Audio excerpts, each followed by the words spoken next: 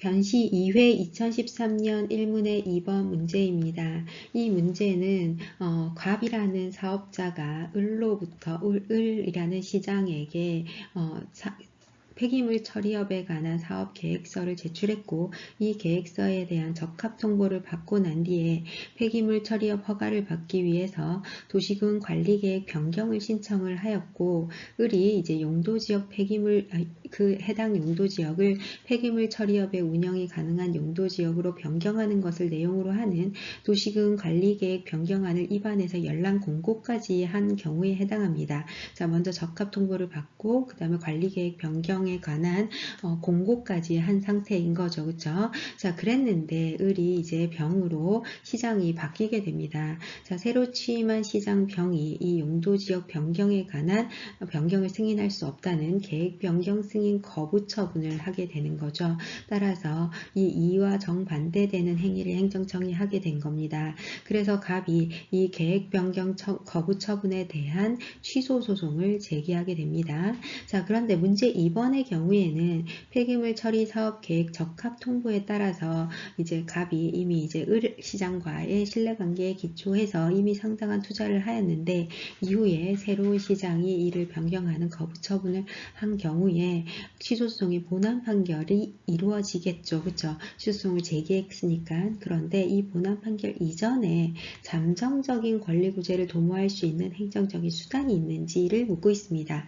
자, 그래서 사실관계에 기초하되 이 문제의 핵심은 잠정적인 권리구제를 도모할 수 있는지를 묻고 있는 것이 핵심이다 라는 것을 여러분들이 생각하시면서 문제를 읽으시면 되시겠습니다. 자, 다시 한번 사실관계를 정리해보면 사업자 갑이고 시장 을에게 폐기물 처리업의 적합 통보를 받게 되고요. 그리고 적합 통보를 이제 폐기물 처리업을 시행하기 위해서 도시군 관리계획 변경안을 이제 신청을 했고, 변경 신청을 했고, 갑이 이에 대해서 변경안에 대한 연락 공고까지 했는데 새로운 시장이 등장하고 계획 변경 승인 거부 처분을 하게 되는 겁니다. 이 거부 처분에 대한 취소소송을 제기한 거고요. 자, 이 거부 처분의 취소소송을 이행하기 이전에 잠정적인 권리구제를 도모할 수 있는지를 묻고 있습니다.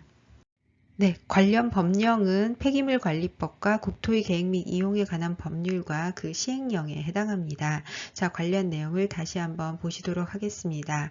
자, 폐기물 처리업은 폐기물 사업 계획서를 환경부 장관에게 제출을 하면 환경부 장관이나 또는 시도지사에서 제출하면 여기에서 이제 적합 여부를 시도지사가 적합 여부를 판단을 할 수 있습니다. 그리고 적합 통보를 받은 자는 받은 날로부터 2년 이내에 시도지사에게 어떤 그 밖에 필요한 능력에 대한 허가를 받아야 된다고 규정을 하고 있고요. 자, 그 다음에 이것과는 사실은 이 문제에서는 관련되어 보입니다. 왜냐하면 시장 입장에서는 이 지역에서 폐기물 처리업을 하도록 허가를 해주면, 적합 통보를 해주면서, 허가를 하기 전이죠. 폐기물 처리업 적합 통보를 해주는데 당사자가 이 토지에서 하겠다고 했잖아요. 그래서 이 토지에 대한 용도구역을 변경하려고 하는 어떤 처분을 하려고 했습니다. 당사자의 신청에 의해서요. 자, 그런데 이제 새로운 행정청인 병의 입장에서는 이것을 이제 거부하게 되는 거죠. 자, 이러한 용도지역의 변경 또는 용도지역의 지정 또는 변경은 도시군 관리 계획으로 이루어지고 있고요. 이러한 도시군 관리 계획의 입안에 대해서는 주민의 의견 청취를 요하고 있습니다. 네, 문제를 다시 한번 보시면요. 폐기물 처리 계획 적합 통보에 따라서 이미 상당한 투자를 한 갑이 취소소송의 본안 판결 이전에 잠정적인 권리구제를 도모할 수 있는 행정소송 수단에 대해서 묻고 있습니다. 자, 이 문제의 키워드를 중심으로 사실관계를 정리를 해보면 A시장이 폐기물 처리업에 대한 적합 통보를 받게 되었고 도시군 관리계획 변경 승인 거부 처분을 받게 되죠. 시장이 바뀌어서요. 그리고 난 뒤에 이 거부 처분에 대한 취소소송을 제기합니다. 자, 본안 판결 이전에 갑이 추구할 수 있는 잠정적인 권리구제 수단이 무엇인지를 보는 거고요. 자, 문제는 잠정적인 권리구제 수단이 무엇이 있는지를 묻고 있는 거고요. 자, 여기에서의 판단은 거부 처분에 대한 집행정지가 가능한지, 만약에 집행정지가 불가능한 경우에 민사집행법상 가처분이 적용될 수 있는지를 정리하시면 되시겠습니다. 자, 그래서 행정소송법 제23조의 거부 처분에서 집행정지 수단, 그리고 행정소송법 제8 8조 2항에서 민사소송법을 준용할 수 있는지에 관한 것이 핵심 쟁점에 해당합니다. 자, 이렇게 사실관계에서 잠정적인 권리구제 수단을 도모하고 있는지를 묻고 있고 그 행정소송 수단을 묻고 있죠. 자, 그럼에도 불구하고 여러분들이 잠정적인 권리구제 수단은 당연히 집행정지 처분인데요. 행정소송법상 그것뿐만 아니라 민사집행법상 그 대체적인 수단도 가능한지를 함께 논의해 주셔야 된다는 거 꼭 기억해 주시고, 특히나 20점 배점 문제이기 때문에 이 문제는 이 부분뿐만 아니라 민사집행법상 가처분 준용 문제도 중요한 쟁점이 될 수밖에 없다라는 거 꼭 기억하시면서 답안을 작성해 주시면 좋겠습니다. 네, 이제 목차로 들어오시면 행정소송법상 거부처분에 대한 집행정지 인정 여부를 보시겠습니다. 자, 이 문제는 20점 배점이라는 거 잘 기억하시고 배점이 상당히 많은 편이기 때문에 여러분들이 논점을 상세하게 잡아주셔야 될 것 같습니다. 자, 논점의 정리를 보시면 행정소송법에 따르면 처분 등에 대해서는 집행정지를 할 수 있도록 규정을 하고 있습니다. 자, 처분 등에 거부처분도 포함되는지가 문제가 되고 있습니다. 자, 여기에서 집행정지의 의의와 요건을 함께 검토해 주실 수 있습니다. 자, 행정소송법에 따르면 취소소송이 제기되더라도 처분 등의 효력이나 그 집행 또는 절차의 속행에 영향을 주지 않기 때문에 원칙적으로 집행은 정지되지 않습니다. 다만 예외적으로 처분 등이나 그 집행 또는 절차의 속행으로 인하여 생길 회복하기 어려운 손해를 예방하기 위해서 긴급한 필요가 있다고 인정될 때에는 당사자의 신청 또는 직권으로 집행 또는 절차의 속행의 전부 또는 일부를 정지할 수 있습니다.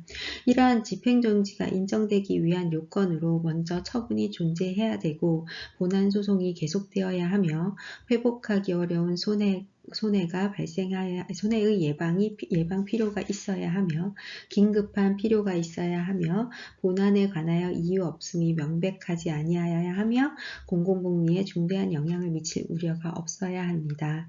자, 그리고 이제 처분의 집행에 의해서 신청인이 입을 손해와 처분의 집행 정지에 의해서 영향을 받을 공공복리와의 이익 경량도 함께 이루어져야 됩니다. 자, 그 다음에 이제 집행정지의 인정 여부에 관한 학설을 보시는데요. 학설은 긍정설, 부정설, 그리고 제한적 긍정설로 분류할 수 있습니다. 자, 긍정설은 원칙적으로 집행정지의 개념을 인정해서 국민의 권리구제 측면을 강화하는 것입니다. 집행정지가 허용된다면 행정청이 사실상의 구속력을 갖게 되기 때문에 권리구제의 실효성을 확보할 수 있다는 개념이고요.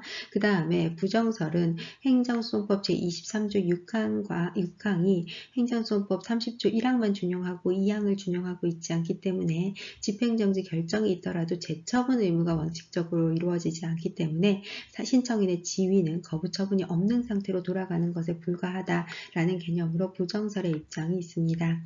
자, 한편 제한적 긍정설은 원칙적으로는 인정되지 않는 것이 바람직하지만 사안에 따라서 일정한 경우에는 인정되는 것이 신청인의 이익을 더 보호하는 측면이 있기 때문에 이러한 경우에는 집행정지를 인정할 수 있다라고 보는 견해입니다. 자, 이렇게 세 가지로 나눌 수 있고요. 자, 판례에 따르면 허가 신청에 대한 거부 처분은 효력이 정지되더라도 그 처분이 없었던 것 같은, 그러니까 신청을 했다가 거부를 받은 거죠. 이 거부에 대한 집행정지는 집행정지를 하더라도 그 처분이 원래 없었던 것과 같은 상태를 만드는 것에 지나지 아니하는 것이고 그 이상 어떠한 것이 진행되는데 정지하는 것이 아니기 때문입니다. 자, 그 이상으로 행정청에 대해서 어차피 어떠한 명령을 하는 등의 적극적 상태를 실현하는 것은 원칙적으로 집행정지에 포함되는 것이 아니기 때문에 거부처분의 효력정지를 구할 이익이 없다라는 개념입니다. 사법부에서 어떤 행위를 하라고 명할 수는 없잖아요. 그렇죠? 자, 그렇게 상권분리의 원칙에 의해서요. 그에 따라서 어차피 거부처분에 대한 집행정지는 실효성이 없다라는 의미로 판례에서는 이와 같이 두고 있습니다. 자, 하지만 그럼에도 불구하고 일부의 경우에는 이제 제한적 긍정설의 입장과 같이 인정되는 사례가 있습니다. 예를 들어서 연장 허가 신청에 대한 거부 처분이 있을 때까지 권리가 존속한다고 하는 특별한 법률의 규정이 있는 경우, 그 다음에 인허가에 붙여진 기간이 갱신기간이라고 볼 수 있는 경우, 그 다음에 1차 시험 불합격 처분인 경우에는 이제 거부 처분에 대한 이제 불이익이 해소될 만한 이익이 있는 걸로 보고요.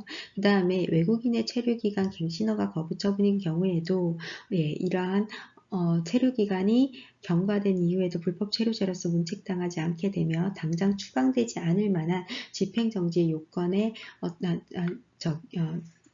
추방되지 않는 경우에는 이것이 어떤 이익이 있는 거죠. 그렇죠? 그래서 거부처분에 대한 집행정지를 다툴 만한 이익이 있는 경우로 보아서 집행정지 요건을 충족하는 것으로 상정할 수 있다라고 본 경우도 있습니다. 자, 그래서 제한적 긍정설의 경우에는 인정을 할 측면도 있기는 있지만 이 부분을 어떻게 보실지는 여러분들이 이제 판단을 하셔서 작성을 하시면 됩니다.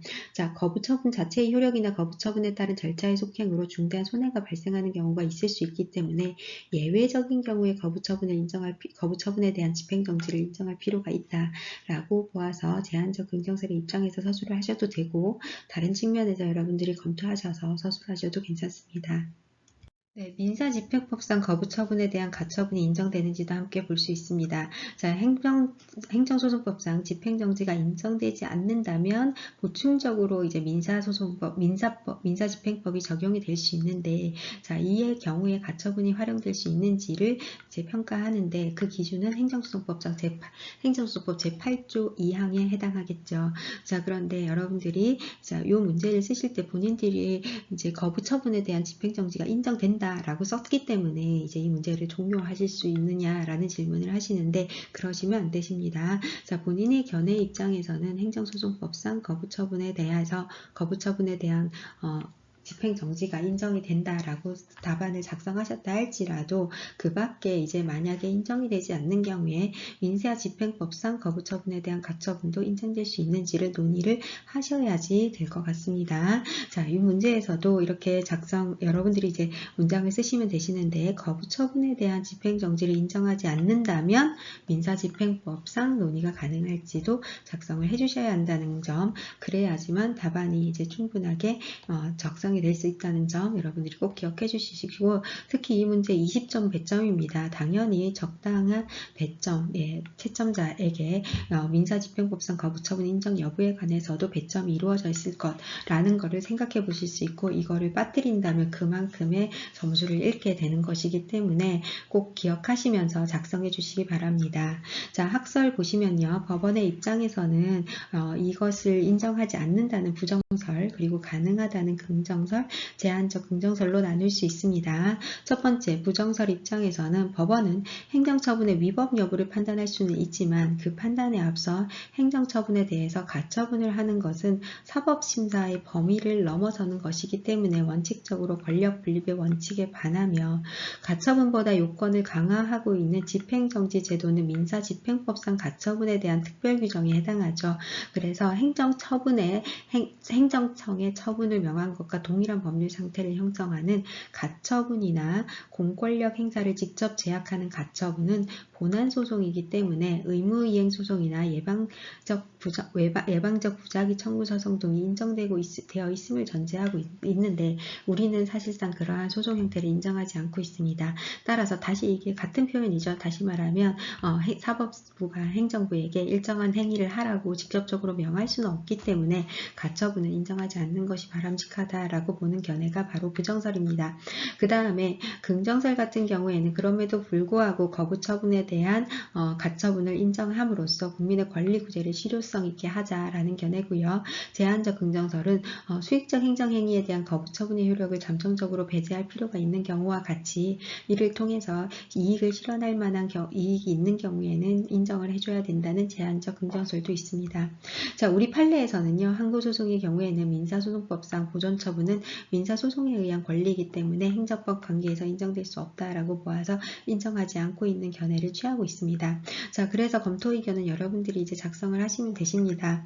자, 권리보호 이익이나 또는 가처분의 잠정적 성격을 고려할 때 행정소송법상 집행정지가 인정되지 않는 경우에는 민사집행법상 가처분 제도를 활용해서 국민의 권익 측면에서 더 보호하는 국민의 권리 이익을 보호할 수 있는 수단을 더 인정하는 것이 바람직하다라는 견해도 인정될 수 있고, 그 다음에 부정된 행정소송법, 행정소송이 더 특별규정인데 거기서 인정하지 않고 있는데 보충적으로 민사집행법상 가처분을 거부처분에까지 인정하는 것은 과도하다. 특히 권력분립의 입장에서 인정되지 않는다. 이렇게 정리를 하셔도 괜찮습니다. 자, 여러분들이 이제 논거를 확실하게 해서 잘 적어주시면 될 것 같고요. 자, 그 다음에 사안의 해결 부분 보시면 이제 이 문제를 요약해서 적어주시면 되겠습니다. 자, 거부처분에 대한 집행정지도 허용되지 않고 민사집행법상 입법을 통한 죄송합니다. 거부처분에 대한 집행정지도 허용되지 않고 민사집행법상 가구제 수단도 허용되지 않는 이러한 경우에는 잠정적인 본안 판결 이전에 잠정적인 권리구제 수단으로 도모할 수 있는 행정소송 수단은 존재하지 않는다. 이런 식으로 정리할 수 있는데요. 자, 요거는 여러분들이 이제 앞부분에서 내린 결론에 따라서 정리를 하시면 되시겠습니다. 네, 본안 판결 이전에 취할 수 있는 잠정적인 권리구제 수단을 이제 묻고 있고요. 20점, 100점의 문제입니다. 그래서 두 가지로 나누어서 논의를 할 수 있습니다. 자, 먼저 당연히 행정소송법상 거부처분에 대한 집행정지를 행정소송법 제23조에서 규정하고 있는 처분 등의 개념에 가처분도 포함시켜서 인정하는 경우에는 집행정지가 인정이 되는데요. 자, 이것이 인정되지 않는 경우에는 민사집행법상 거부처분에 대한 가처분을 인정할 수 있게 됩니다. 따라서 이 부분을 여러분들이 함께 학설과 판례를 함께 논의하시면 사안의 해결까지 정리하실 수 있습니다. 네, 다시 사례 답안 작성 연습지를 보시면서 문제를 정리하시도록 하시겠습니다. 자, 변시 2회 2013년 1문의 2번 문제고요. 이 문제에서 본안 판결 이전에 갑이 잠정적인 권리구제를 도모할 수 있는 행정소송 수단에 대해서 묻고 있습니다. 자, 행정소송 수단에 대해서 묻고 있지만 여러분들이 여기에서 취할 수 있는 잠정적인 권리구제 수단 두 가지를 함께 논의를 해주셔야 되십니다. 자, 그래서 행정소송법 제23조에서 정하고 있는 집행정지에 관한 내용에서 규정하고 있는 처분 등의 개념에 거부처분도 포함되는지를 논의를 하시면 되시고요. 그 다음에 집행정지의 의의와 요건을 쓰시고 학설과 판례를 함께 논의해 주시면 되겠습니다. 자, 집행정지는 원칙적으로는 행정소송법은 취소소송이 제기되더라도 집행이 정지되지 않는 집행부정지의 원칙을 취하고 있지만 집행정지도 요건을 갖춘 경우에는 별도로 인정을 할 수 있고 우리 학설에서는 긍정설, 부정설, 제한적 긍정설로 이제 학설이 나누어져 있고 우리 판례인 경우에는 허가 신청에 대한 거부처분은 원칙적으로 거부처분에 대한 집행정지를 하더라도 행정청 입장에서는 적극적인 어떤 행위를 명하는 것을 하는 것은 권력분립의 원리상 좀 과도한 내용에 해당하기 때문에 사법부에서 행정부에게 거부처분에 대한 집행정지를 명하기는 어렵다라는 입장을 취하고 있습니다. 예, 결론 부분에서는 여러분들이 제한적 긍정설의 입장에서 관련 판례를 소개해 주실 수도 있고 또 해당되는 경우를 소개해 주실 수도 있을 것 같습니다. 자, 그 다음에 로마자 3번에서 이제 민사집행법상 가처분의 원칙을 행정소송법상 집행정지의 원칙이 인정되지 않는 경우에 적용할 수 있는지 행정소송법 제8조 2항의 보충적인 민사소송법의 적용 원칙을 적용할 수 있는지를 논의해 주시면 되고요. 우리 학설과 판례 입장도 정리해 주시면 되겠습니다. 학설도 긍정설, 부정설, 제한적 긍정설로 나눌 수 있고요. 우리 판례는 행정소송에서도 안 되는데 민사집행법에서 정하고 있는 가처분을 적용하는 이것 또한 역시 권력분립의 원칙에 반한다라는 입장을 취하고 있는 것으로 보입니다. 자, 검토 의견에서 여러분들이 적절하게 본인의 의견을 정리해 주시면 되겠습니다. 자, 그리고 사안의 적용 부분은 행정소송법상 가처분이 되는지 민사집행법상 가처분이 되는지를 차례대로 서술하시고 그래서 결론적으로 갑의 입장에서 본안 판결 이전에 잠정적인 권리구제를 도모할 수 있는 행정소송 수단이 있는지를 정리하시면 되겠습니다.